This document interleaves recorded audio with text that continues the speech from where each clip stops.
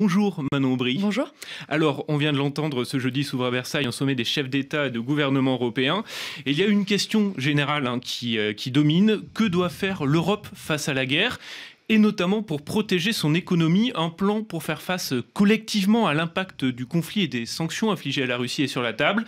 Ce plan-là, un peu à l'image du plan pour relancer l'économie face au Covid, c'est la bonne stratégie pour vous, Manon Aubry ? L'Union européenne a un rôle majeur à jouer dans cette crise. Elle a un rôle évidemment diplomatique pour essayer d'avancer vers un cessez-le-feu.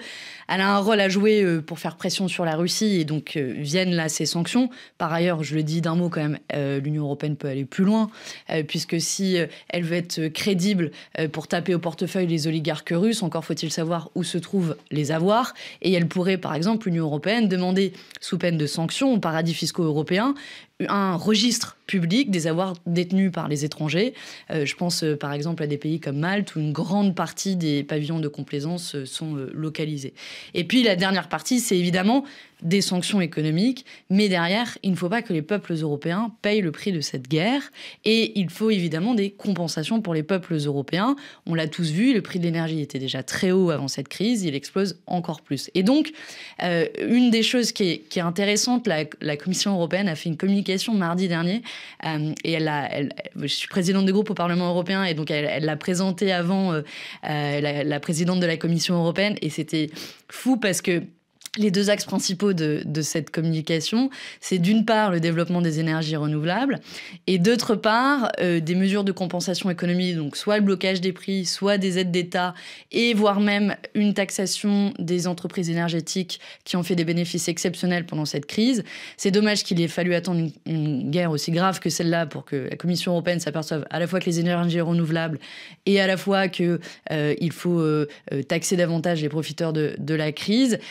Ceci étant dit, ce sont des propositions que, pour ma part, je pense que les États doivent suivre si l'on veut faire en sorte que les citoyens ne payent pas cette crise. Donc pas d'embargo sur les hydrocarbures russes. En tout cas, l'Europe ne peut pas se le permettre aujourd'hui. Concrètement, la question qui est posée, c'est comment on fait. On est dans une situation complètement différente de celle des États-Unis. Les États-Unis, c'est 0% de gaz russe et 8% de pétrole russe.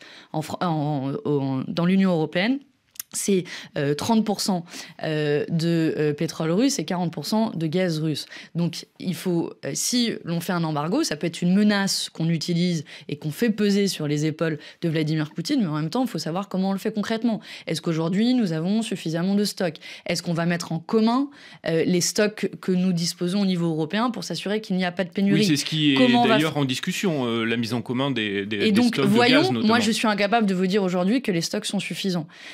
Et ensuite, on sait inévitablement, il ne faut pas mentir aux gens, que ça va conduire à une augmentation des prix. Et donc, comment on compense ces augmentations de prix ? Et nous, on plaide pour un blocage des prix avant augmentation, à la fois pour le gaz, à la fois pour l'essence. De nouveau, ce n'est pas aux gens de payer cette crise. Et on en a largement les moyens. Quand je vois une entreprise comme Total, qui a fait des bénéfices record l'an dernier de toute son histoire, je pense qu'elle peut un peu contribuer à cet effort collectif. Vous parliez de la Commission européenne et de sa communication qui finalement accélère un petit peu les choses, ou en tout cas envisage d'accélérer les choses. Il va être question d'avenir évidemment lors de ce sommet de Versailles. Sur la question de l'indépendance énergétique de l'Europe, on va y venir, mais aussi sur celle de la défense. Sur la défense, la guerre en Ukraine finalement pourrait venir renforcer les partisans d'une Europe de la défense dont fait partie Emmanuel Macron. Mais pour votre candidat, Jean-Luc Mélenchon, c'est hors de question. Alors je le cite, « L'Europe de la défense, ça ne peut pas exister, c'est un pilier de l'OTAN, c'est une fable nuisible car il n'y a pas de nation européenne et de toute façon, le développement de l'industrie militaire européenne se fait au détriment de la France. » Alors, il y a plusieurs éléments. D'abord, il faut comprendre ce qu'est l'Europe de la défense. Le projet tel qu'il nous est présenté sur la scène européenne, c'est en effet quasiment une branche de l'OTAN.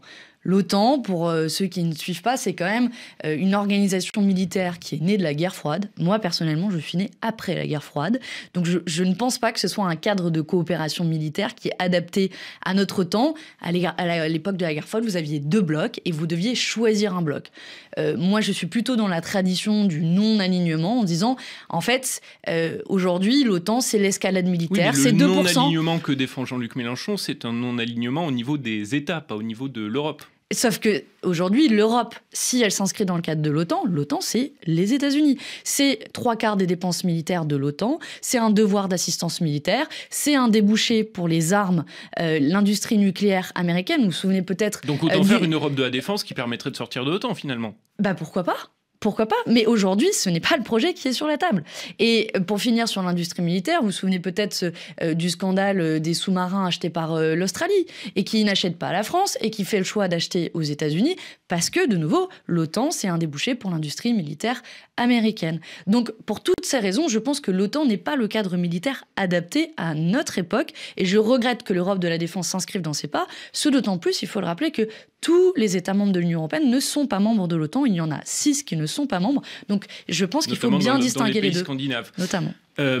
Mais que se passe-t-il, par exemple, aujourd'hui, c'est la guerre en Ukraine qui donc ne fait pas partie de l'OTAN, mais que se passe-t-il si la Russie pousse plus loin ? Si je prends un exemple, que fait-on si Moscou veut, par exemple, faire la jonction entre son territoire principal et son enclave de Kaliningrad ?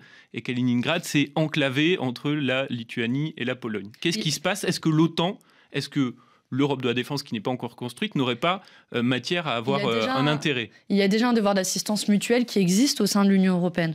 Donc vous savez, on n'a ni besoin de l'Europe de la défense et encore moins besoin de l'OTAN pour dire, et je le dis très clairement, et Jean-Luc Mélenchon a eu l'occasion de l'exprimer, que oui, il y a un devoir de solidarité entre les États européens et bien entendu que nous tiendrons aux côtés des États, si tel était le cas. Évidemment, je ne le souhaite pas et il faudra tout faire pour empêcher que la Russie s'avance davantage dans l'Union européenne, mais évidemment que nous serions aux côtés des autres États européens pour leur venir en aide. Parce que le discours de Jean-Luc Mélenchon, c'est de dire de toute façon, il faut renégocier les frontières. Ça, c'est le cas de l'Ukraine. Sauf qu'il dit aussi, pourquoi devrions-nous garantir les frontières physiques de l'Ukraine ?